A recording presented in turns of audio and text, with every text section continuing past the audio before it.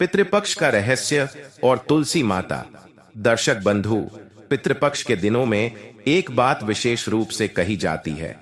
इस पावन समय में भूलकर भी तुलसी माता पर जल अर्पित न करें, वरना पूरे परिवार पर संकट आ सकता है। अब प्रश्न यह उठता है कि आखिर ऐसा क्यों कहा गया है? तुलसी तो हमारे धर्म में केवल एक पौधा नहीं, बल्कि माता तुलसी के रूप में पूजनीय है।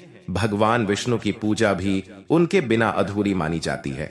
हर दिन हम तुलसी पर जल चढ़ाते हैं, उनकी परिक्रमा करते हैं और अपने आंगन को पवित्र बनाते हैं। लेकिन जैसे ही पितृपक्ष आता है, यह नियम बदल जाता है। क्यों? आखिर तुलसी माता, जो हमें प्रतिदिन पुण्य का आशीर्वाद देती है, वह पितृपक्ष में जल अर्पण करने पर अपवित्र क्यों मानी जाती है? विशेषकर महिलाओं के लिए यह जानना और भी आवश्यक है, क्योंकि पितृपक्ष में किया गया हर कर्म केवल हमारे लिए नहीं होता, बल्कि हमारे पूरे वंश और आने वाली पीढ़ियों पर असर डालता है। यदि इस पवित्र समय में कोई भूल हो जाए, तो उसका प्रभाव केवल वर्तमान तक सीमित नहीं रहता।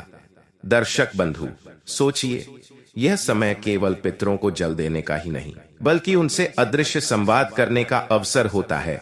और यदि इस समय शास्त्र विरुद्ध कोई कार्य हो जाए, तो वह संवाद बाधित हो जाता है और पितरों का आशीर्वाद मिलने के बजाय उनका रुष्ट होना निश्चित है। इसी कारण आचार्यों और मुनियों ने स्पष्ट कहा है कि पितृपक्ष में तुलसी पर जल अर्पित करना वर्जित है। अब सवाल गहराता है, क्या तुलसी माता को इस काल में कोई विशेष अवस्था रहती है? क्या कोई श्राप जुड़ा है, या फिर इसके पीछे कोई गहरी आध्यात्मिक व्याख्या है? शास्त्र कहते हैं कि तुलसी का पत्ता भगवान को अत्यंत प्रिय है, तो फिर पितृपक्ष में यह नियम क्यों बदल जाता है? दर्शक बंधु, इसका उत्तर अंधविश्वास में नहीं, बल्कि धर्मशास्त्रों की गहराई में छिपा है। और इसे समझना हर सनातनी का कर्तव्य है, खासकर महिलाओं का, क्योंकि उनके द्वारा किया गया छोटा सा कर्म भी पूरे परिवार को प्रभावित करता है। तो आइए इस रहस्य से पर्दा उठाते हैं और जानते हैं कि पितृपक्ष में तुलसी पर जल अर्पित करना क्यों निषिद्ध है। लेकिन आगे बढ़ने से पहले आपको एक अत्यंत गंभीर बात अवश्य जाननी चाहिए। गरुड़ पुराण में लिखा है, कोई भी कथा, कोई भी तप, कोई भी कर्मकांड अधूरा छोड़ दिया जाए, तो वह केवल पुण्य से वंचित करना नहीं, बल्कि पाप की श्रेणी में आता है। जैसे अधूरी कथा मन में संदेह और भ्रम छोड़ जाती है, वैसे ही अधूरा श्राद्ध या अधूरी विधि हमारे पितरों को असंतुष्ट कर देती है। और जब पितर असंतुष्ट होते हैं, तो आशीर्वाद के स्थान पर उनका रुष्ट होना हमें सहना पड़ता है। इसलिए निवेदन है, इस कथा को अंत तक अवश्य सुने। यह केवल कहानी नहीं, बल्कि आपके जीवन का दर्पण है। संभव है कि इसमें छिपा कोई प्रसंग, कोई शब्द आपके जीवन को पितृदोष से मुक्त कर दे और आपके कुल को आशीर्वाद दिला दे। यदि आप सच्चे सनातनी हैं, तो इस संदेश को अपने तक सीमित न रखें, इसे समाज तक पहुंचाएं। इसलिए इस वीडियो को लाइक और शेयर करें और चैनल को सब्सक्राइब करना न भूलें। पावन कथा की शुरुआत करते हैं। रामपुर गांव के बाहरी हिस्से में अरुण नाम का एक मेहनती और ईमानदार किसान अपनी धर्मपत्नी चंदा के साथ रहता था। गरीबी ने उनके जीवन की कठिन परीक्षा ली थी, परंतु अरुण ने कभी किसी के सामने हाथ नहीं फैलाया।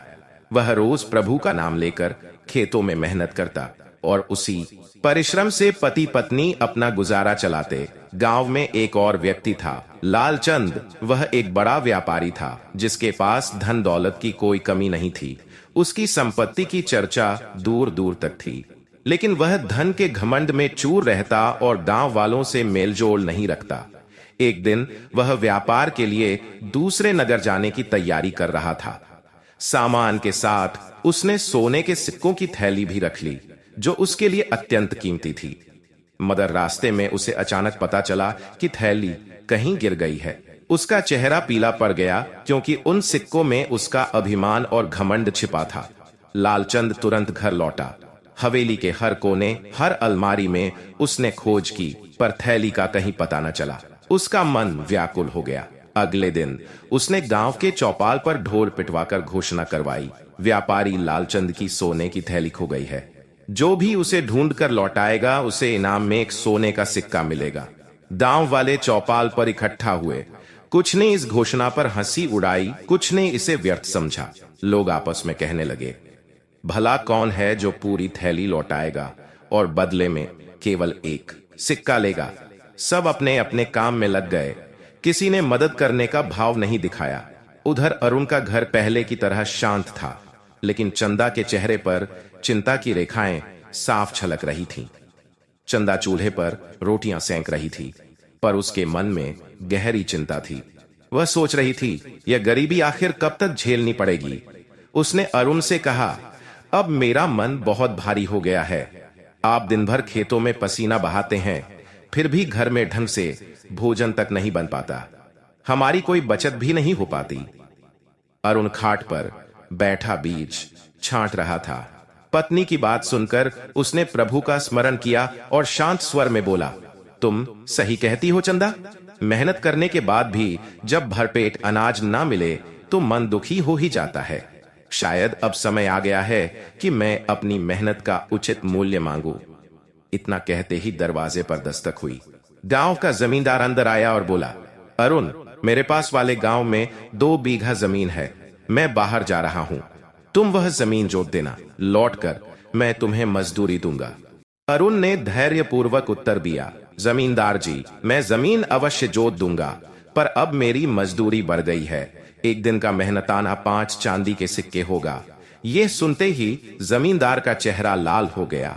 वह बोला, क्या 2 सिक्कों से सीधे 5? यह तो सरासर लूट है। तुम्हारे जैसे मजदूर तो 1 सिक्के में भी काम कर लेते हैं। अरुण ने प्रभु का नाम लिया और शांत स्वर में कहा, यह लूट नहीं, मेरी मेहनत का उचित मूल्य है। अगर आपको यह अधिक लगता है तो आप किसी और से काम करवा सकते हैं, पर मैं अब अपनी मेहनत को व्यर्थ नहीं जाने दूंगा। जमींदार क्रोध से भर उठा। उसने ताना कसते हुए कहा, अब तुम्हारे जैसे गरीब भी अपनी कीमत तय करने लगे हैं। लगता है दुनिया ही बदल गई है। खैर, मैं तुम्हारी बात नहीं मानूंगा। यह काम किसी और को दूंगा। तुम अपने घर बैठकर आराम करो। इतना कहकर वह पैर पटकते हुए चला गया। जमींदार के जाने के बाद अरुण कुछ देर मौन बैठा रहा। उसकी आंखों में गहरी उदासी थी, पर भीतर कहीं एक तेज अग्नि भी जल रही थी। तभी चंदा पास आई और बोली, देखा अरुण, 5 सिक्कों की बात सुनते ही जमींदार कैसे आंखें तरेरने लगा। यही कारण है कि तुम हमेशा अपनी मजदूरी बढ़ाने से कतराते रहे, लेकिन यह उचित नहीं है। तुम इतना परिश्रम करते हो, ऐसा कौन सा मजदूर होगा जो 5 दिन का काम एक ही दिन में पूरा कर देता हो। इसी कारण गांव के लोग हमेशा तुम्हें ही बुलाते हैं। अरुण ने गहरी सांस ली और बोला, चंदा, यही तो कठिनाई है। बहुत से मजदूर 1 सिक्के में भी दिन भर काम कर लेते हैं। ऐसे में अगर मैं अपनी मजदूरी बढ़ाऊं तो लोग मुझसे काम ही लेना बंद कर देंगे। लेकिन तुम्हारी बात भी सही है, मेहनत का उचित मूल्य मांगना मेरा अधिकार है। चंदा ने प्रेम से उसके माथे का पसीना पोंछा और बोली, सुनो, अगर 5 सिक्के किसी को भारी लगते हैं तो कम से कम 4 तो तुम्हें अवश्य लेने चाहिए। 4 सिक्कों में हमारा गुजारा ठीक से चल जाएगा। तुम्हारी मेहनत इतनी सस्ती नहीं होनी चाहिए। अरुण ने थोड़ा सोचा, फिर सिर हिलाते हुए कहा, ठीक है चंदा, तुम्हारी बात सत्य है। आज से मैं 1 दिन की मजदूरी के 4 चांदी के सिक्के ही लिया करूंगा। मुझे भी अपनी मेहनत का आदर करना चाहिए। चंदा मुस्कुराई और बोली, यही ठीक है। जब तुम्हारी मेहनत सबसे उत्तम है तो उसका मूल्य भी श्रेष्ठ होना चाहिए। अब जाओ, काम की खोज करो, और हाँ, घर के लिए कुछ सामान भी लेते आना। सब खत्म हो चला है। अरुण खाट से उठते हुए बोला, ठीक है चंदा, मैं चलता हूं। यदि कोई काम मिल गया तो लौटते समय सामान भी ले आऊंगा।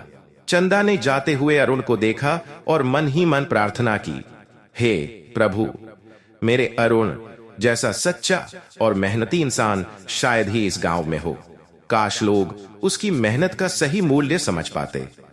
अरुण ने अपने पुराने खुरदरे जूते पहने और घर से बाहर निकल पड़ा। उसका सिर ऊंचा था और आंखों में नई उम्मीद चमक रही थी। वह जानता था कि यह राह कठिन है, लेकिन उसने निश्चय कर लिया था, अब अपनी मेहनत से कभी समझौता नहीं करेगा। गांव की गलियों से गुजरते हुए वह प्रभु का नाम ले रहा था। मन ही मन सोचता रहा, शायद आज प्रभु मेरी सुन ले। शायद आज कोई काम मिले जिससे घर का चूल्हा अच्छे से जल सके।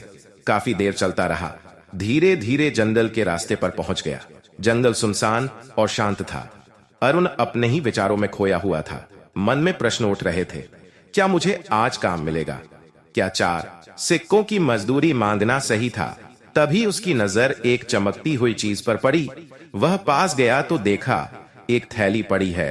अरुण ने सावधानी से उसे उठाया। वह भारी लग रही थी। उसने चारों ओर देखा। जंगल में गहरा सन्नाटा था। धीरे से उसने थैली खोली और उसकी आंखें विस्मय से फैल गईं। थैली सोने के सिक्कों से भरी हुई थी। लगभग 100 सिक्के उसमें चमक रहे थे। कुछ क्षण तक अरुण उन्हें देखता रहा, फिर गहरी सांस लेकर बोला, ये थैली किसी से खो गई होगी। बेचारा कितना व्याकुल हो रहा होगा। यह किसी के लिए अत्यंत कीमती है। उसने थैली बांधी और मन ही मन संकल्प किया, प्रभु, यह थैली मैं उसके असली मालिक को लौटा दूंगा। मेहनत की कमाई ही असली कमाई है। ये सिक्के मेरे हाथ में हैं, पर मेरे नहीं हैं। थैली देकर अरुण घर लौटा। चंदा ने उसे जल्दी लौटते देख हैरानी से पूछा, अरे अरुण, इतनी जल्दी कैसे आ गए? कोई काम नहीं मिला क्या? अरुण ने थैली दिखाते हुए कहा, काम की तलाश में गया था, पर रास्ते में यह थैली मिली। जब खोली तो इसमें सोने के सिक्के निकले। चंदा की आंखें चमक उठी। वह बोली, क्या सच कहते हो अरुण? यह तो हमारी किस्मत का दरवाजा खुल गया है। कहते हैं जब ऊपर वाला देता है तो छप्पर फाड़ कर देता है। अब तुम्हें मजदूरी करने की कोई आवश्यकता नहीं। इन सिक्कों से हम अपना कारोबार शुरू करेंगे। चंदा ने उत्साहित होकर कहा, सबसे पहले तो मैं अपने लिए 3-4 जोड़ी नए कपड़े ले लूंगी। कितने साल हो गए मुझे नए कपड़े पहने हुए। और तुम भी अपने लिए चप्पल और कपड़े जरूर ले आना। अरुण उसकी बात सुनकर हल्के से मुस्कुराया और बोला, चंदा, यह थैली हमारी नहीं है, यह किसी और की है। सोचो, जिसने इसे खोया होगा उसकी कितनी बड़ी चिंता बढ़ गई होगी। हम इन सिक्कों को अपने पास नहीं रख सकते। चंदा हैरानी से बोली, लेकिन अरुण, अगर यह हमारी किस्मत से हमारे हाथ आई है तो इसे रखना गलत कैसे होगा? अरुण ने गंभीर आवाज में कहा, किस्मत तब बदलती है जब इंसान सही रास्ते पर चलता है। किसी और की चीज को अपना बना लेना हमारी मेहनत और ईमानदारी पर धब्बा होगा। हम गरीब जरूर है, लेकिन हमारी आत्मा साफ है। यही हमारी सबसे बड़ी पूंजी है। यही भगवान का दिया हुआ आशीर्वाद है। उनके छोटे से घर में गहरी खामोशी छा गई। चंदा, जो अभी कुछ देर पहले तक सिक्कों को देखकर सपनों की दुनिया बुन रही थी, अब सोच में डूब गई। उसने अरुण की ओर देखा और कहा, घर आई लक्ष्मी को ऐसे लौटा दिया जाता है क्या? यह तो भगवान का आशीर्वाद है। उन्होंने हमारी गरीबी देखी और तभी तो ये सिक्के भेजे हैं। अगर तुम इन्हें लौटा दोगे तो भगवान भी नाराज हो जाएंगे। अरुण ने लंबी सांस लेकर कहा, चंदा, मैं तुम्हारी बात समझता हूं, लेकिन जरा सोचो, यह सिक्के किसी की मेहनत की कमाई है। उसने इन्हें कितनी मुश्किलों से जोड़ा होगा। अभी वह कितना दुखी होगा। मैं उसका धन अपने पास रखकर उसे और दुखी नहीं कर सकता। चंदा झुंझलाकर बोली, तुम हमेशा ऐसी बातें क्यों करते हो? क्या तुम्हें अपनी हालत नहीं दिखती? सालों से हम दूसरों के खेतों में मजदूरी कर रहे हैं। दिन रात मेहनत के बाद भी हमें 2 वक्त की रोटी ठीक से नसीब नहीं होती। अब जब भगवान ने हमारी सुन ली है तो तुम उसे लौटाने की बात कर रहे हो। अरुण ने उसकी आंखों में देखते हुए शांत स्वर में कहा, चंदा, हम गरीब जरूर हैं, लेकिन हमारे पास ईमानदारी है। यही हमारी सच्ची दौलत है। मैं जानता हूं हमारी हालत खराब है, लेकिन किसी और का धन रखकर उसे और पीड़ा देना भगवान की राह नहीं है। चंदा ने सिक्कों को देखा, फिर गहरी सांस ली और बोली, ठीक है, पर मेरी एक आखिरी बात सुन लो। अगर 3 दिनों के भीतर यह पता चल जाए कि यह सिक्के किसके हैं तो तुम इन्हें लौटा देना। लेकिन अगर 3 दिन तक कोई नहीं आता तो मान लेना कि यह भगवान ने हमें दिए हैं। तभी सिक्के हमारे होंगे। अरुण, कुछ देर, अगर 3 दिन में कोई नहीं आया तो मैं मान लूंगा कि यह सिक्के हमारी किस्मत का हिस्सा है, लेकिन मैं पूरी कोशिश करूंगा कि इनके असली मालिक का पता लगा सकूं। चंदा को थोड़ी तसल्ली मिली और उसने कहा, देखो, कभी कभी भगवान खुद हमारी मदद करने के लिए रास्ता बनाते हैं। शायद यह भी उनका ही तरीका हो। अरुण ने थैली को अलमारी में रखते हुए कहा, जो भी हो चंदा, 3 दिन इंतजार करते हैं और याद रखना, यह धन तभी हमारा होगा जब हमें पूरा विश्वास हो जाए कि इसका कोई मालिक नहीं है। उधर व्यापारी लालचंद की चिंता बढ़ती जा रही थी। सोने की थैली गुम होने के बाद उसने पूरे गांव में ऐलान करवा दिया, जो भी थैली लौटाएगा उसे 1 सोने का सिक्का इनाम मिलेगा। लेकिन 2 दिन गुजर गए, कोई भी थैली लेकर उसके पास न आया। लालचंद ने नौकर को बुलाकर पूछा, क्या तुमने ठीक से सूचना दी थी? मैंने कहा था कि जो थैली लौटाएगा उसे 1 सोने का सिक्का इनाम मिलेगा, फिर अभी तक कोई क्यों नहीं आया? नौकर ने सिर झुकाकर कहा, मालिक, मैंने पूरे गांव में घोषणा कर दी थी, हर गली हर मोड़ पर जाकर सबको बताया, लेकिन लगता है किसी को थैली मिली ही नहीं। लालचंद ने गहरी सांस लेते हुए कहा, गांव वाले इतने भी निठल्ले नहीं हैं। अगर किसी को थैली मिली होती तो वह इनाम के लिए जरूर आता। लगता है इनाम छोटा है। अच्छा, इस बार फिर से घोषणा करो, जो भी मेरी सोने की थैली लौटाएगा उसे 2 सोने के सिक्के मिलेंगे। अब शायद लालच में कोई थैली लेकर आए। नौकर ने सिर हिलाया और फिर से गांव की गलियों में निकल पड़ा। वह और ऊंची आवाज में पुकारने लगा, सुनो रामपुर गांव के लोगों, ध्यान से सुनो। व्यापारी लालचंद की सोने की सिक्कों की थैली कहीं खो गई है। जो भी इसे खोजकर लौटाएगा उसे 1 नहीं बल्कि 2-2 सोने के सिक्के इनाम में मिलेंगे। अब 2 सोने के सिक्कों की बात सुनकर यह खबर आग की तरह पूरे गांव में फैल गई। हर गली हर चौपाल पर लोग इसी चर्चा में जुट गए। कुछ लोग हंसते हुए बोले, यह व्यापारी हमें पागल समझता है क्या? हमें क्या पड़ी है उसकी थैली ढूंढने की? कुछ ने सोचा, 2 सिक्के भी बहुत कम है, कौन अपना समय बर्बाद करे? लेकिन इस बार यह खबर अरुण के कानों तक पहुंच गई। जब उसे पता चला कि यह थैली लालचंद की है और उसने इनाम की भी घोषणा की है, तो वह ठिठक गया। उसने थैली की ओर देखा और मन ही मन बोला, तो यह सिक्के लालचंद के हैं, अब मुझे यह थैली लौटा देनी चाहिए। अरुण घर आया और चंदा से बोला, चंदा, पता चला है यह थैली लालचंद व्यापारी की है। उसने घोषणा करवाई है कि जो इसे लौटाएगा उसे 2 सोने के सिक्के मिलेंगे। यह सुनते ही चंदा का चेहरा गुस्से से लाल हो गया। क्या यह थैली उस लालची लालचंद की है, वही धोखेबाज जो गरीबों को लूटकर अमीर बना है? तुम उसे यह थैली क्यों लौटाना चाहते हो? उसे क्या पता कि हमारे पास है? अरुण ने शांत स्वर में कहा, नहीं चंदा, हमें ऐसा नहीं करना चाहिए।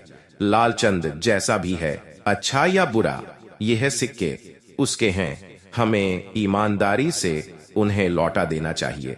चंदा ने तर्क दिया, लेकिन सोचो अरुण, उसके पास पहले से ही इतना धन है, एक थैली खो जाने से उसे क्या फर्क पड़ेगा? और क्या उसने कभी किसी की मदद की है? वह तो हमेशा दूसरों की मेहनत का फल खाता है, फिर क्यों उसकी मदद करें? अरुण ने दृढ़ता से कहा, चंदा, अगर हम भी उसकी तरह बन गए तो हम में और उसमें कोई फर्क नहीं रहेगा। हमारी गरीबी हमारी पहचान नहीं है, हमारी ईमानदारी ही हमारी असली दौलत है। हमें उसकी बुराई का जवाब अपनी अच्छाई से देना चाहिए। दूसरों का धन अपने पास रखना हमारी आत्मा को कलंकित करेगा।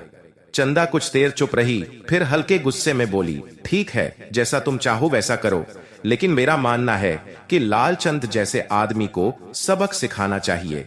अरुण मुस्कुराया और बोला, सबक यही है चंदा कि हम अपना धर्म निभाएं, उसका बुरा हमें बुरा करने पर मजबूर न कर दे। यही प्रभु की राह है।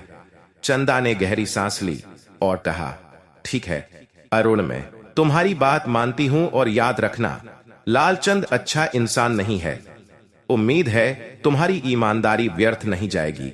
अरुण ने थैली उठाई और अपनी ईमानदारी तथा प्रभु पर भरोसा रखकर लालचंद के घर की ओर चल पड़ा।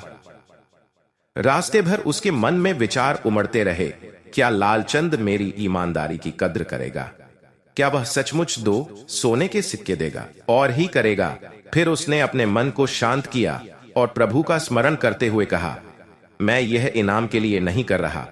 मेरा कर्तव्य है कि खोया हुआ सामान उसके मालिक तक पहुंचे। बाकी जो होगा वह ईश्वर की इच्छा होगी।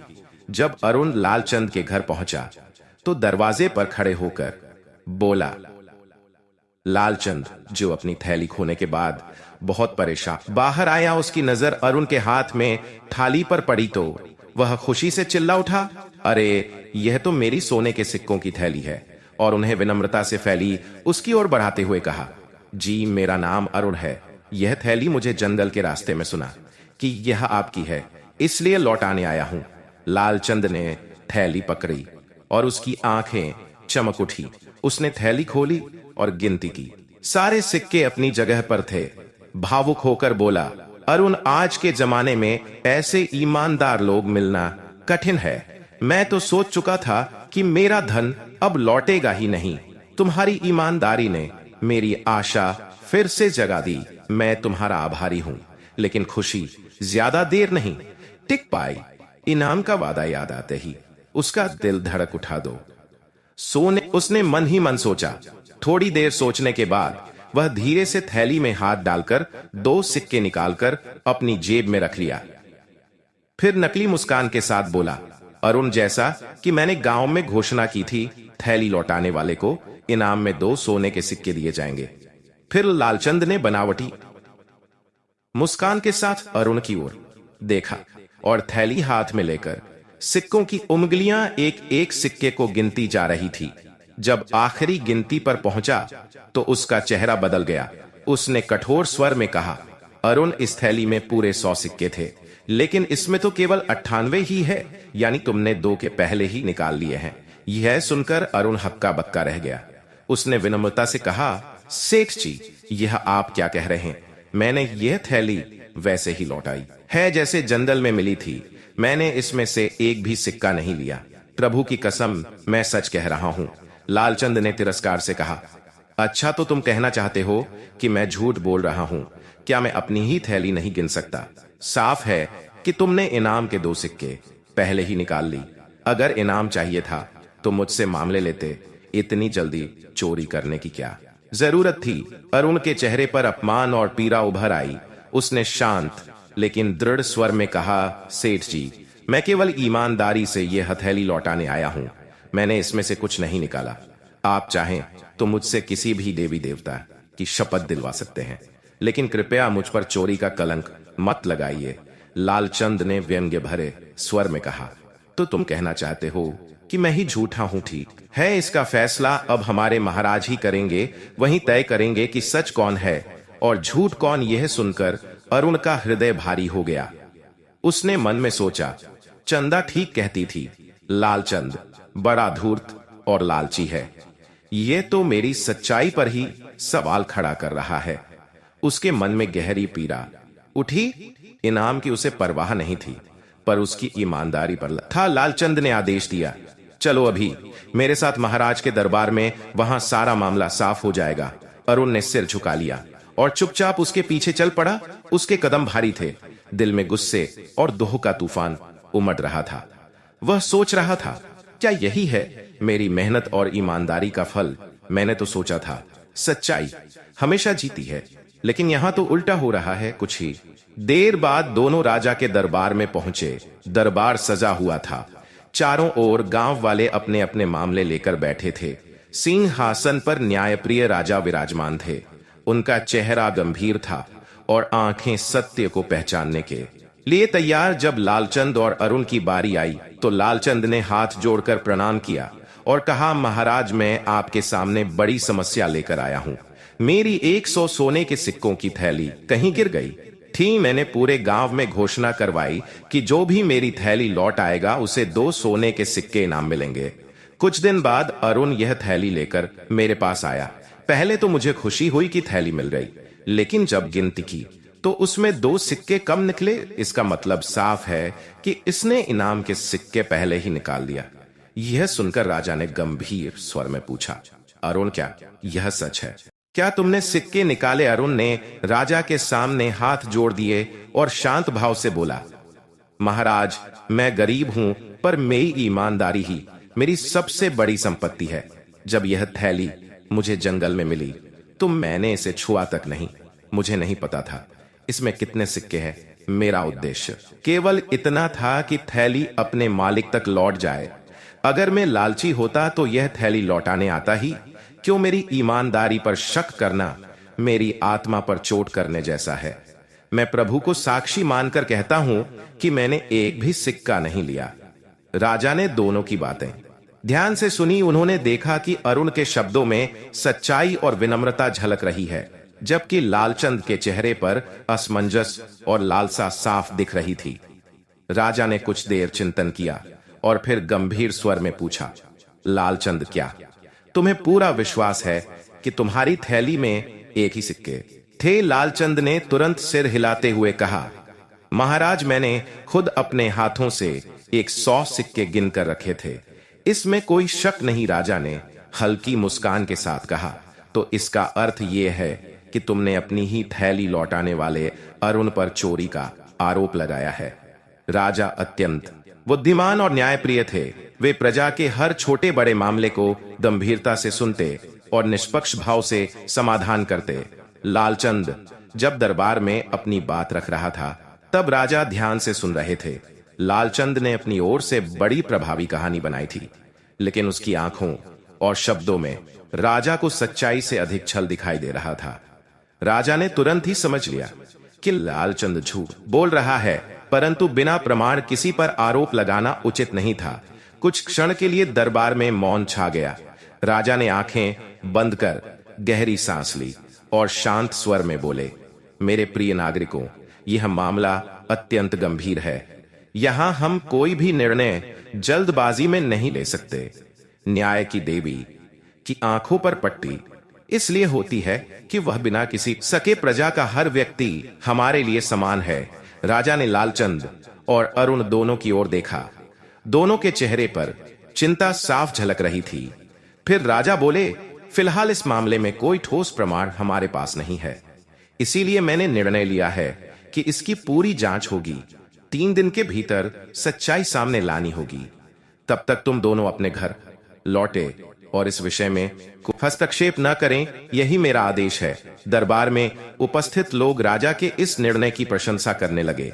न्यायप्रिय राजा का यह व्यवहार उनकी प्रतिष्ठा को और भी ऊंचा कर गया। अब सबकी आंखें 3 दिन बाद होने वाले निर्णय पार्टी की थी। दोनों अपने घर लौट आए। लालचंद के चेहरे पर चालाक मुस्कान थी, मानो उसने बड़ी चतुराई से अपना काम कर लिया हो। मैं उदासी चेहरे पर थकान और सिर झुका हुआ। हर कदम के साथ उसका दर्द और गहरा हो रहा था। जब वह अपने छोटे मिट्टी के घर के आंगन में पहुंचा, तो उसकी पत्नी चंदा दरवाजे पर खड़ी प्रतीक्षा कर रही थी। चंदा ने उसकी उदासी को देख लिया। उसने धीरे से पूछा, क्या हुआ जी, आप इतने दुखी क्यों लग रहे हैं? अरुण ने गहरी सांस ली और भीतर आकर बैठ गया। कुछ देर मौन रहा, फिर भारी मन से बोला, चंदा, तुम बिल्कुल सही थी। वह लालचंद सचमुच धूर्त और लालची है। आज उसने मेरी ईमानदारी का ऐसा बदला दिया जिसकी मैंने कल्पना भी नहीं की थी। चंदा ने घबराकर पूछा, क्या किया? उसने अरुण की आवाज कांप उठी। उसने मुझे इनाम देने की जगह मुझ पर इल्जाम लगाया कि मैंने उसकी थैली से 2 सोने के सिक्के चुरा मुझे राजा के पास ले गया। मुझे इतना अपमानित महसूस हुआ कि जैसे मेरी सच्चाई का कोई मूल्य ही नहीं। चंदा, क्या हमारी ईमानदारी का यही नतीजा होगा? क्या हमें सच्चाई की कीमत ऐसे चुकानी पड़ेगी? चंदा की आंखों में गुस्सा और दर्द दोनों छलक उठे। उसने कहा, मैंने पहले ही कहा था कि उस लालची आदमी की थैली मत लौटाना, पर तुम अपनी ईमानदारी और उसूलों पर अड़े रहे। लिए नतीजा, इस दुनिया में सच्चे लोगों के लिए कोई जगह नहीं है। यहां तो चालाक और मक्कार ही जीते हैं। अरुण ने सिर झुका लिया। वह जानता था कि चंदा की बातों में सच्चाई है, फिर भी उसने अपने भीतर महसूस किया कि ईमानदारी छोड़ना संभव नहीं। यही उसकी आत्मा की ताकत थी। आंगन में गहरी खामोशी छा गई। चंदा के शब्दों में नाराजगी थी, लेकिन भीतर पति के लिए चिंता और सहानुभूति भी थी। दोनों के मन में एक ही सवाल था, क्या सच में सच्चाई इस संसार में कमजोर है? इधर लालचंद ने चालाकी से पूरे गांव में अफवाह फैला दी और उन्हें मेरी थैली से 2 सिक्के निकाल ली। वह गली गली जाकर यह झूठा किस्सा सुनाने लगा, लेकिन गांव वाले अरुण को दिल से जानते थे, इसलिए घर में लालचंद की झूठी बातों का असर किसी पर नहीं हुआ। उल्टा लोग उसके झूठ से और खफा हो गए। गांव के लोग जानते थे कि लालचंद पहले भी बहुतों को ठग चुका है। उसकी पहचान एक स्वार्थी और लालची व्यक्ति की थी। तभी एक दिन गांव के दो लोग रघु और नरेश और के घर आए और उन्हें देखकर खाद से उठ बैठा। उसकी आंखों में थकान और दिल में दर्द साफ था। भाई, तुम्हारे साथ जो हुआ सुनकर बहुत दुख हुआ। तुम जैसे ईमानदार इंसान के साथ ऐसा अन्याय पर भाई, एक गलती तुमसे जरूर हुई। तुम्हें लालचंद के सिक्के लौटाने ही नहीं चाहिए थे। रघु ने भी कहा, यह सच है और हम सब जानते हैं कि तुमने ईमानदारी निभाई। लालचंद जैसे लोग ईमानदारी की कदर नहीं करते। मैंने भी उसके यहां 10 दिन काम किया था। जब पैसे लेने गया तो उसने कहा, तुमने ऐसा क्या किया है जिसके लिए मैं पैसे दूं, और उसने मुझे एक पैसा भी नहीं दिया। उस दिन आज भी याद है, खून खौल उठता है, लेकिन गरीब आदमी की कौन सुनता है। अरुण अपने मित्रों की बातें ध्यान से सुन रहा था। उसने धीमी आवाज में कहा, भाइयों, मैं क्या करूं? मैंने तो वही किया जो मुझे सही लगा। मैंने कोई सिक्के नहीं निकाले, लेकिन मैं यह कैसे सिद्ध करूं? महाराज को कैसे बताऊं कि मैं निर्दोष हूं? हर तरफ से मेरी आशा टूटती जा रही है। रघु ने उसे सांत्वना दी, अरुण, चिंता मत करो। हमारे महाराज बहुत न्यायप्रिय है। वे कभी किसी निर्दोष को दंड नहीं देते। सच्चाई अवश्य सामने आएगी। ईश्वर की इच्छा हुई तो लालचंद अपने पाप का फल अवश्य पाएगा। तीनों की बातें करते शाम ढल गई। आकाश में हल्के बादल थे और ठंडी हवा में भय और बेचैनी के बादल छाए हुए थे। उसने 3 दिन तक केवल एक ही प्रार्थना की है, प्रभु सच सामने आए और मेरा दामन फिर से निर्मल हो। 3 दिन इस प्रकार व्यतीत हुए। अरुण की रातें बेचैनी में करती और दिन कभी आशा तो कभी निराशा में। अब वह दिन आ गया जब महाराज ने दोनों पक्षों को दरबार में। पूरे गांव में यह समाचार फैल गया। लोगों की उत्सुकता चरम पर थी। सब सोच रहे थे आज न्याय का क्या निर्णय होगा। लालचंद के मन में भी भय था, पर अपनी चालाकी पर भरोसा रखकर वह दरबार पहुंचा और उनका हृदय जोर जोर से धड़क रहा था। वह प्रभु का नाम जपते हुए वहां आया। दरबार भव्य रूप से सजा हुआ था। महाराज अपने आसन पर बैठे थे। उनकी आंखों में वही गंभीरता और दृढ़ता थी। दरबार में गहरा मौन छाया हुआ था। राजा ने गंभीर स्वर में कहा, लालचंद और अरुण, आज मैं इस विवाद का निपटारा करूंगा।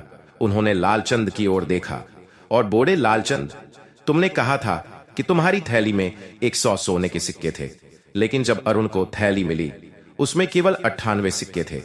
अब तुम ही बताओ, 100 सिक्कों की थैली 98 कि कैसे हो गई? का चेहरा पीला पड़ गया। उसकी चालाकी और झूठ उजागर हो चुका था।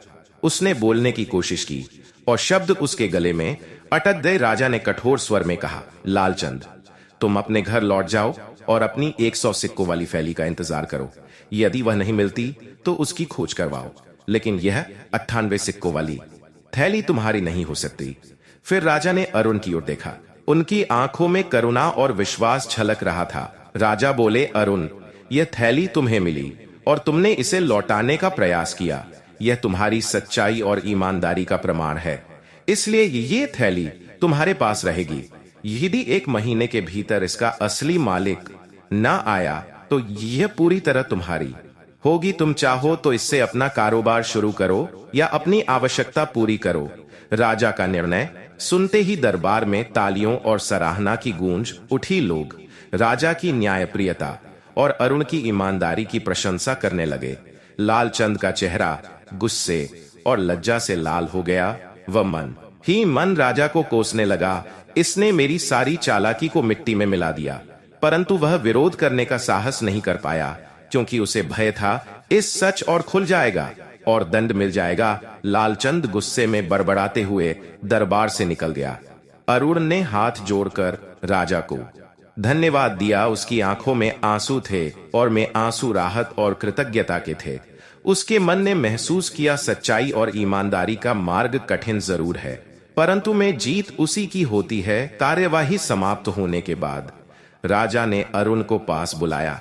अरुण ने सिर झुकाकर प्रणाम किया। राजा ने उसे बैठने का संकेत दिया और गंभीर स्वर में बोले, अरुण, मुझे पहली ही नजर में समझ आ गया था कि लालचंद झूठ बोल रहा है। उसकी बातें उसके चेहरे से मेल नहीं खा रही थी, परंतु किसी स्वार्थी को उसके ही जाल में फंसाना आवश्यक था। यही कारण है कि मैंने यह उपाय किया। याद रखना अरुण, ईमानदारी से बड़ा कोई धर्म नहीं होता। एक ईमानदार मनुष्य वास्तव में सबसे धनी होता है, चाहे वह गरीब ही क्यों न दिखाई दे। राजा की बातें सुनकर और उनकी आंखों में कृतज्ञता था के आंसू आ गए। उसने हाथ जोड़कर कहा, महाराज, मैं आपके चरणों में धन्यवाद अर्पित करता हूं। आपने आज एक गरीब मजदूर की इज्जत बचाई है। आपने केवल मुझे ही न्याय नहीं दिया, बल्कि पूरे समाज को यह शिक्षा दी है कि असली महानता और ईमानदारी किसी की दौलत या पद में नहीं, बल्कि उसके कर्मों में होती है। मैं अपने को धन्य मानता हूं कि मुझे आपके जैसे दयालु और न्यायप्रिय शासक का आश्रय मिला है। प्रभु से प्रार्थना करता हूं कि वे आपको सदा सुरक्षित और दीर्घायु रखें। राजा मुस्कुराए और बोले, अरुण, तुम्हारी ईमानदारी ही तुम्हें यह सम्मान दिला रही है। यह मेरी ओर से तुम्हारे लिए एक छोटा सा पुरस्कार है। इसे अपनी मेहनत और अपने सिद्धांतों के साथ आगे बढ़ाने में उपयोग करना। फिर राजा ने खजांची को आदेश दिया, अरुण को धन और उपहार देकर सम्मानित किया जाए। खजांची ने एक थैली सोने के सिक्कों की ओर सुंदर वस्त्र लाकर अरुण के सामने रख दिए। यह देखकर अरुण की आंखें चमक उठीं, लेकिन उसके लिए यह सोने के सिक्के या वस्त्र नहीं, बल्कि अपनी ईमानदारी की जीत का प्रमाण था। राजा ने अरुण को विदा करते हुए कहा, हमेशा याद रखना, एक सच्चे और ईमानदार इंसान की शक्ति उसके उसूलों में होती है, चाहे दुनिया कितनी ही कठिन क्यों ना हो। ईमानदारी का मार्ग कभी मत छोड़ना। अरुण ने राजा के चरण स्पर्श किए और कहा, महाराज, आपकी कृपा मैं जीवन भर नहीं भूलूंगा। आप जैसे न्यायप्रिय शासक का होना हमारे जैसे गरीबों के लिए आशा का दीपक है। राजा ने उसे आशीर्वाद दिया और विदा किया, और उनके चेहरे पर अब एक नई चमक थी, मानो उसकी आत्मा को नई ऊर्जा मिल गई हो। वह खुशी खुशी अपने घर लौटने लगा, जहां चंदा उसका इंतजार कर रही थी। उस दिन राजा की महानता की चर्चा पूरे गांव और आसपास के प्रदेश में फैल गई। हर कोई गर्व से कह रहा था, हमारे पास एक ऐसा शासक है जो दयालु भी है और न्याय का सच्चा रक्षक भी। जब अरुण सोने की थैली और उपहार लेकर घर पहुंचा तो चंदा दरवाजे पर खड़ी। उसने अविश्वास से कहा, वाह, मुझे तो यकीन ही नहीं हो रहा कि महाराज ने हमें इतना धन और उपहार दिया है। यह सब तुम्हारी ईमानदारी और उनकी न्यायप्रियता का परिणाम है। अरुण मुस्कुराया, लेकिन उसकी मुस्कान में हल्की बेचैनी थी। वह चुपचाप चारपाई पर बैठ गया। चंदा ने पूछा, क्या हुआ? अब तो सब ठीक हो गया है, फिर भी तुम इतने उदास क्यों हो? अरुण ने गहरी सांस ली और कहा, चंदा, ये सच है कि यह धन हमें महाराज की स्वीकृति से मिला है, लेकिन यह भी सच है कि ये सिक्के लालचंद के हैं। उसने अपनी मक्कारी और झूठ की वजह से यह सब गवाया। लेकिन क्या यह सही होगा कि हम किसी और का धन अपने पास रखें? चंदा कुछ देर सोचती रही, फिर गंभीर स्वर में बोली, तुम ठीक कह रहे हो अरुण। किसी दो तो ये तुम्हारा बड़ा हृदय दिखाएगा, पर यह निर्णय तुम्हें सोच समझकर करना होगा। अरुण ने दृढ़ स्वर में कहा, मुझे अपने दिल की आवाज सुनी होगी। ईमानदारी का अर्थ केवल सच बोलना नहीं, बल्कि सही काम करना भी है। लालचंद ने अपने लालच की सजा होगी, लेकिन मैं उसकी थैली उसे लौटाने जा रहा हूं। चंदा ने उसकी बात सुनकर मुस्कुराते हुए कहा, जाओ, और मैं तुम्हारे साथ हूं। यही तुम्हारी ईमानदारी और हमारे उसूलों की असली जीत होगी। अरुण ने थैली संभाली और लालचंद के घर की ओर चल पड़ा। रास्ते में उसके मन में केवल यही प्रश्न घूम रहा था, लालचंद अब उसका सामना कैसे करेगा? लालचंद के घर पहुंचकर अरुण ने उसके दरवाजे पर धीरे से दस्तक दी। कुछ ही क्षणों में दरवाजा खुला और तिरस्कार की झलक थी। उसने अरुण को देखते ही कठोर स्वर में कहा, अब यहां क्या लेने आए हो? सोने के सिक्के तो ले ही गए, अब क्या मेरी जमीन जायदाद लेने का भी इरादा है? अरुण ने बहुत शांत और गंभीर स्वर में उत्तर दिया, सेठ जी, मैं यहां कुछ लेने नहीं आया हूं, बल्कि लौटाने आया हूं। यह सोने के सिक्कों की थैली आपकी है। मैं नहीं चाहता कि मेरी वजह से किसी के साथ अन्याय हो। यह आपका धन है, आप ही रखें। अरुण की यह बात सुनकर लालचंद स्तब्ध रह गया। कुछ क्षणों तक उसके होठों से कोई शब्द नहीं निकला। उसकी आंखें थैली पर टिक गई परंतु उसके मन के भीतर एक अद्भुत हलचल उठ रही थी। धीरे धीरे उसके चेहरे का क्रोध लज्जा में बदलने लगा। लालचंद ने भारी मेरी आंखें खोल दी। मैं कितना स्वार्थी और लालची था। तुम्हारे जैसे ईमानदार और सज्जन व्यक्ति को मैंने 2 सिक्कों के कारण अपमानित करने की सोची, लेकिन आज मैं समझ गया हूं कि असली धन सोने चांदी में नहीं, बल्कि सच्चाई और ईमानदारी में है। तुम्हारी सच्चाई ने मुझे बदल दिया है। असली सुख मेहनत और सत्य में है, ना कि धोखा और लालच में। योखा और लालच में। ये पश्चाताप के आंसू बहने लगे ने सिर झुकाकर कहा, अरुण भाई, हो सके तो मुझे क्षमा कर दो। हालांकि मैं जानता हूं कि मैं क्षमा के योग्य भी नहीं हूं। अरुण ने हल्की मुस्कान के साथ कहा, सेठ जी, ऐसा मत कहिए। इंसान से गलती होना स्वाभाविक है, लेकिन अपनी गलती को स्वीकार करना और उसे सुधारने का संकल्प लेना सबसे बड़ी महानता है। आपने बड़ी बात है। लालचंद ने थैली को हाथ में लिया, लेकिन अब उसके हृदय में धन के प्रति मोह नहीं रहा। उसने गहरी सांस लेते हुए कहा, अरुण, मैं आज से प्रश्न करता हूं कि कभी किसी के साथ अन्याय या धोखा नहीं करूंगा। मैं अब एक सच्चा और ईमानदार जीवन जीऊंगा। तुम्हारी सादगी और ईमानदारी ने मुझे बदल दिया है। इसके बाद लालचंद ने अरुण को घर के भीतर बुलाया और कहा, अरुण भाई, यदि तुम्हें आपत्ति न हो तो मैं चाहता हूं कि तुम मेरे साथ काम करो। मुझे तुम्हारी जैसी ईमानदारी और परिश्रम की आवश्यकता है। मैं वादा करता हूं कि तुम्हारे साथ सदा न्याय करूंगा। अरुण ने उसकी आंखों में झांक कर देखा। वहां पहली बार सच्चाई और नम्रता का भाव था। अरुण ने सिर हिलाते हुए कहा, सेठ जी, मुझे प्रसन्नता होगी। आपके मेहनत और ईमानदारी से काम करूंगा। इस तरह लालचंद का जीवन पूरी तरह बदल गया। वह अब एक ईमानदार और सच्चा इंसान बन गया। उसने अपने पापों का प्रायश्चित करना शुरू किया और लोगों की सहायता करने लगा। वहीं अरुण को भी एक स्थिर और सुखद जीवन जीने का अवसर मिला। गांव में यह घटना एक आदर्श बन गई। लोग अब अरुण की सच्चाई और लालचंद कथा सुनाने लगे। यह कथा न केवल सच्चाई और ईमानदारी का संदेश देती थी, बल्कि यह भी सिखाती थी कि एक इंसान की अच्छाई कैसे दूसरे इंसान का हृदय बदल सकती है। प्रिय दर्शक बंधु, इस संपूर्ण कथा के माध्यम से हम पितृपक्ष की उन 3 सीट को जानेंगे जो इस कलयुग में कोई साधारण मनुष्य अपने जीवन में अपना लें तो कभी भी दुखी नहीं रहेगा। तो चलिए दर्शक बंधु, आपका कीमती समय नष्ट न करते हुए जानते हैं उन तीनों सीख को। पहली सीख, ईमानदारी ही पूर्वजों का सबसे बड़ा आशीर्वाद है। दर्शक बंधुओं, जब हम पितृपक्ष का स्मरण करते हैं तो यह केवल एक परंपरा या कर्मकांड नहीं होता, बल्कि यह हमारे पूर्वजों के जीवन से जुड़ी गहरी शिक्षाओं को याद करने का अवसर होता है। हमारे मित्रों ने अपना जीवन सच्चाई, धर्म और ईमानदारी पर आधारित किया। उन्होंने हमें यही मार्ग दिखाया था कि धन और वैभव जीवन का आधार नहीं है, बल्कि सच्चे कर्म और ईमानदारी ही सबसे बड़ी पूंजी है। कथा में आपने देखा कि जब अरुण को सोने की थैली मिली तो उसके पास 2 रास्ते थे। एक था लालच का रास्ता, जहां वह धन को अपना मानकर अपने दुखों को दूर कर सकता था। दूसरा रास्ता था ईमानदारी का, जहां वह अपनी आत्मा को स्वच्छ रखकर सही मालिक को वह थैली लौटा सकता था। अरुण ने दूसरे मार्ग को चुना। वह जानता था कि पितरों का आशीर्वाद उन्हीं पर होता है जो धर्म और सत्य पर डटे रहते हैं।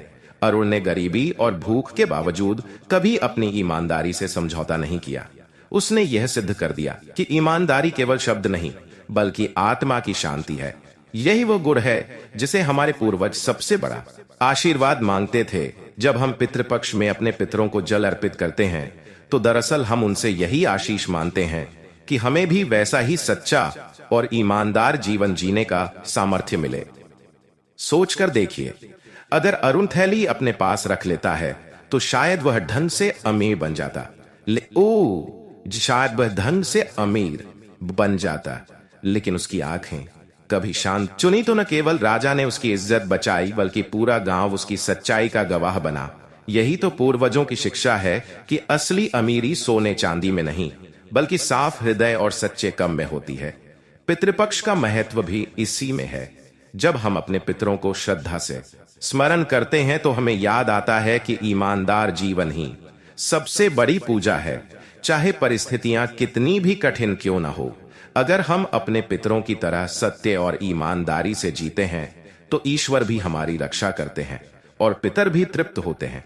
अरुण की यह कथा हमें यही सिखाती है कि ईमानदारी छोड़कर किया गया कोई भी काम पितरों को प्रसन्न नहीं करता, लेकिन जब हम सत्य और धर्म को अपनाते हैं तो हमारे पूर्वज भी गर्व से कहते हैं, देखो हमारी संतान हमारे मार्ग पर चल रही है। यही सच्चा श्राद्ध है, यही सच्चा तपन है। इसलिए पितृपक्ष में केवल जल ही न अर्पित करें, बल्कि अपने जीवन को भी ईमानदारी के जल से सींचे। यही वह आशीर्वाद है जो पीढ़ियों से हमारे पूर्वज हमें देते आए हैं कि ईमानदारी ही सबसे बड़ा धन है और यही उनके आशीर्वाद का सच्चा प्रतीक है। दूसरी सीख, अन्याय सहना नहीं धर्म निभाना है। पितृपक्ष का यह पावन समय हमें केवल अपने पूर्वजों को जल और तर्पण अर्पित करने का अवसर ही नहीं देता, बल्कि यह हमारे जीवन को उनकी शिक्षाओं से जोड़ने का सबसे बड़ा अवसर है। यह वह सोचना होता है कि हमारे पूर्वज इन मूल्यों को सबसे अधिक महत्व देते थे और हमें किस राह पर चलना चाहिए। इस कथा से हमें दूसरी गहरी शिक्षा मिलती है कि अन्याय सहन नहीं चाहिए, बल्कि धर्म और सत्य के मार्ग पर अडिग रहना चाहिए। अरुण का जीवन कठिनाइयों से भरा था। दिन रात की मेहनत, गरीबी और भूख ने उसे तोड़ने की कोशिश की, फिर भी उसने हमेशा ईमानदारी को थामा। परंतु जब लालचंद ने उस पर यह झूठा आरोप लगाया कि उसने थैली से 2 सिक्के निकाल दिए, तब यह केवल एक साधारण आरोप नहीं था, यह उसकी सच्चाई और ईमानदारी पर प्रश्न चिन्ह था। उस क्षण अरुण के लिए यह सबसे बड़ी परीक्षा थी। क्या वह चुप रहकर अपमान सह लेगा या फिर सच्चाई के लिए खड़ा होगा? अरुण ने हार नहीं मानी। उसका दिल अवश्य दुखा, आंखें नम हुई, लेकिन उसकी आत्मा ने उससे कहा, धर्म का मार्ग कठिन होता है, पर यही असली मार्ग है। यही कारण है कि वह राजा के दरबार तक गया और सत्य का सहारा लिया। पितृपक्ष हमें यही सिखाता है कि जब जीवन में अधम सामने आए तो हमें सिर झुकाकर चुप नहीं बैठना चाहिए। पितरों की आत्मा तब प्रसन्न होती है जब उनकी संतान सत्य का साथ देती है। धर्म को सहना भी धर्म का हिस्सा बन जाता है, लेकिन जब हम उसका सामना करते हैं तो हम न केवल स्वयं के लिए बल्कि अपने पूरे वंश के लिए दोनों की बातें सुनी तो उन्हें अरुण के शब्दों में सत्य और उसके चेहरे पर सच्चाई दिखाई दी। लालचंद की आंखों में छल और लालच साफ नजर आया। राजा ने न्याय करते हुए अरुण की ईमानदारी को स्वीकारा और लालचंद की चालाकी को बेनकाब किया। यही इस कथा का सबसे बड़ा संदेश है कि अंत में सत्य की ही जीत होती है। सोचकर देखिए, सहकर पीछे हट जाता तो उसकी ईमानदारी पर हमेशा एक दाग लगा रहता, लेकिन उसने साहस दिखाया। यही हमें भी करना चाहिए। जब भी हमारे जीवन में अन्याय सामने आए, चाहे वह कितना भी बड़ा क्यों ना हो, हमें धर्म के मार्ग से नहीं हटना चाहिए। पितृपक्ष में जब हम अपने पितरों को जल चढ़ाते हैं तो उस जल की हर बूंद हमें यही याद दिलाती है, अन्याय को साथ खड़े हो जाओ। हमारे पूर्वजों का जीवन भी इसी शिक्षा से भरा हुआ था। उन्होंने विपरीत परिस्थितियों में भी सत्य को नहीं छोड़ा। उनकी यही परंपरा हमें आज भी प्रेरित करती है। यह सीख हमारे लिए बहुत गहरी है, क्योंकि जब हम धर्म और सत्य का साथ देते हैं तो पितरों का आशीर्वाद हमारे ऊपर उतरता है। हमारे घर परिवार में सुख शांति आती है और जीवन का अंधकार मिट जाता है। अगर हम धर्म के सामने चुप हो जाएं तो पितरों की आत्मा दुखी होती है, लेकिन अगर हम सत्य के लिए खड़े हो तो वही आत्माएं हमारे रक्षक बन जाती है। इसीलिए पितृपक्ष का वास्तविक महत्व यह है कि हम केवल जल और अन्य का तर्पण न करें, बल्कि अपने जीवन में यह संकल्प लें कि हम अन्याय को कभी स्वीकार नहीं करेंगे। हम धर्म का मार्ग अपनाएंगे, चाहे वह मार्ग कितना भी कठिन क्यों ना हो। अरुण की तरह हम भी सत्य को पकड़कर रखें और विश्वास करें कि ईश्वर और पितर मिलकर हमें अंततः सम्मान और विजय देंगे।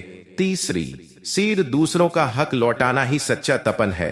पितृपक्ष का यह पावन समय केवल जल अर्पण और पिंडदान का अवसर नहीं है, बल्कि यह हमें यह भी याद दिलाता है कि हमारे पितरों की आत्मा तभी तृप्त होती है जब हम धरती पर उनके दिए हुए धर्म को निभाते हैं।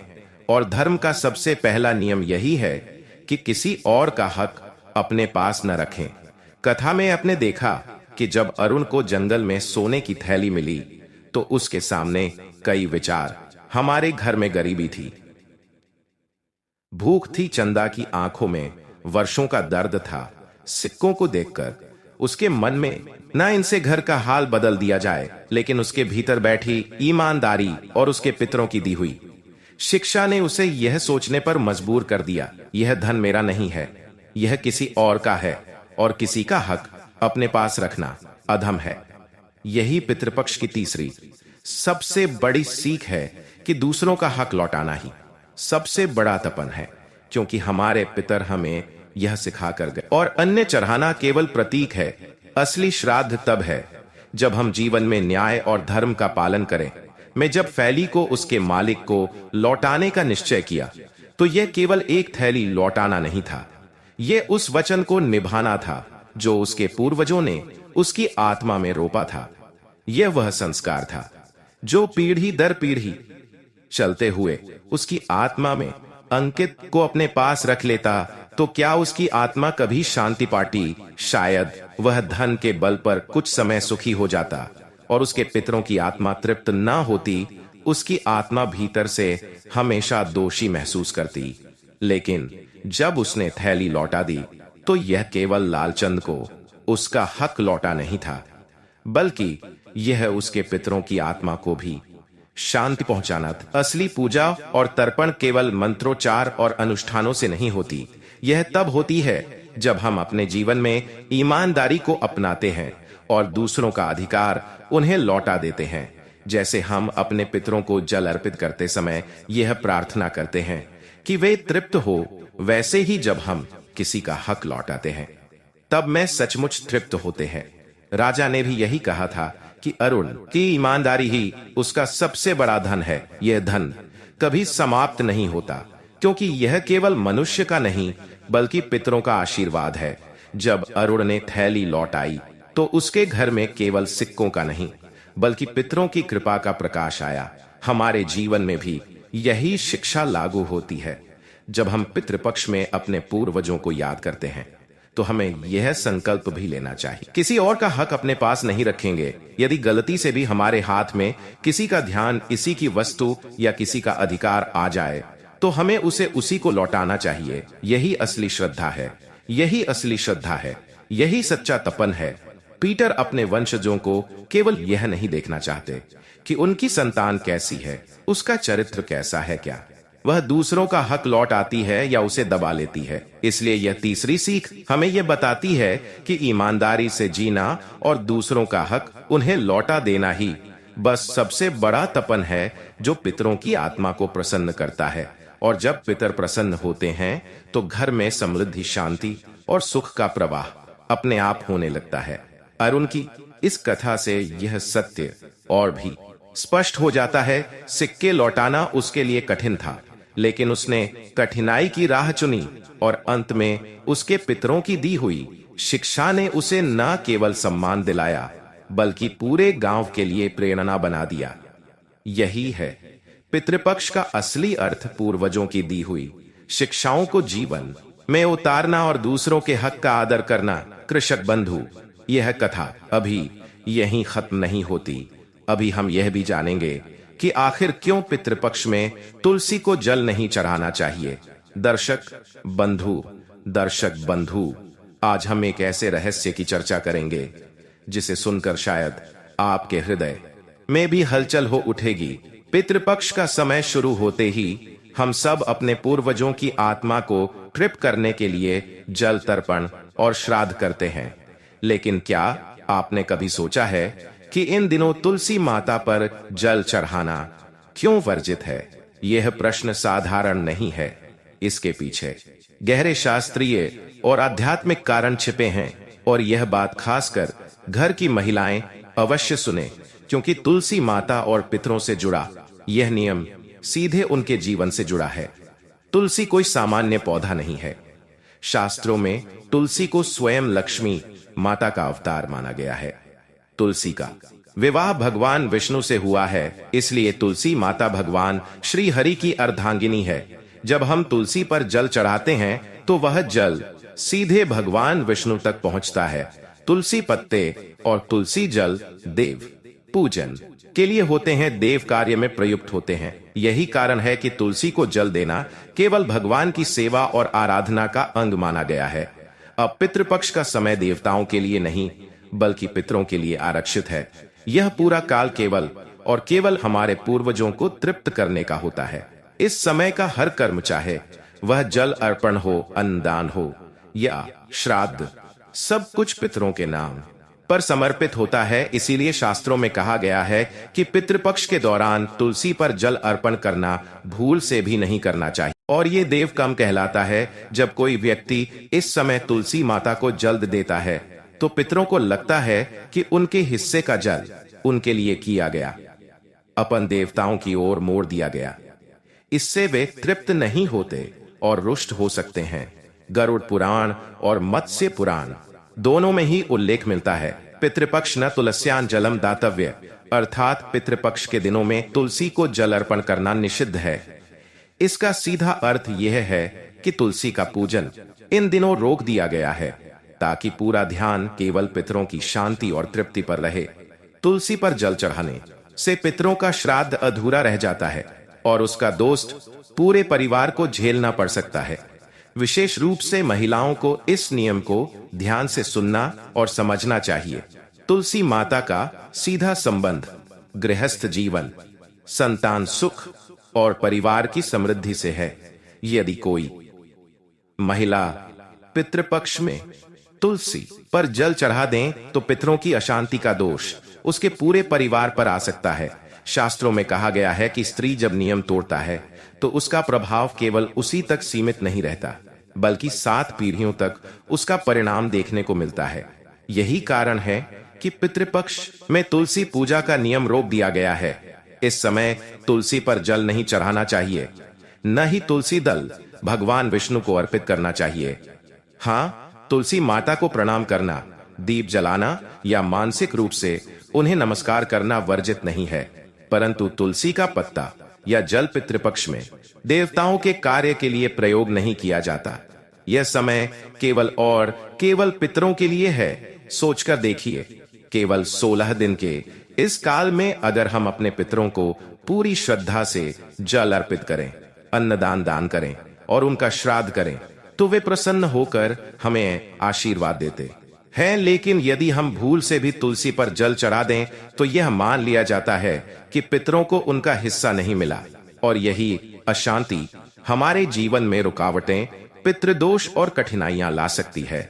इसलिए दर्शक बंधु, तुलसी माता को प्रणाम कीजिए, लेकिन पितृपक्ष में तुलसी पर जल चढ़ाने की भूल कभी न कीजिए, क्योंकि यह समय भगवान के पूजन का नहीं बल्कि पितरों की आत्मा को तृप्त करने का है। पितृपक्ष के यह दिन हमें यह याद दिलाते हैं कि हम चाहे कितने भी आगे क्यों न बढ़ जाए, हमारी जड़ें हमारे पूर्वजों में ही है और जब तक उनकी आत्मा तृप्त नहीं होगी तब तक हमारे जीवन में सुख शांति पूरी तरह नहीं आ सकती। अगर आपको यह जानकारी उपयोगी लगी हो तो इसे दूसरों तक जरूर पहुंचाएं और ऐसे ही गूढ़ और महत्वपूर्ण धार्मिक रहस्यों को सुनने के लिए हमारे चैनल को सब्सक्राइब करना न भूलें। हर हर महादेव। जय श्री हरि।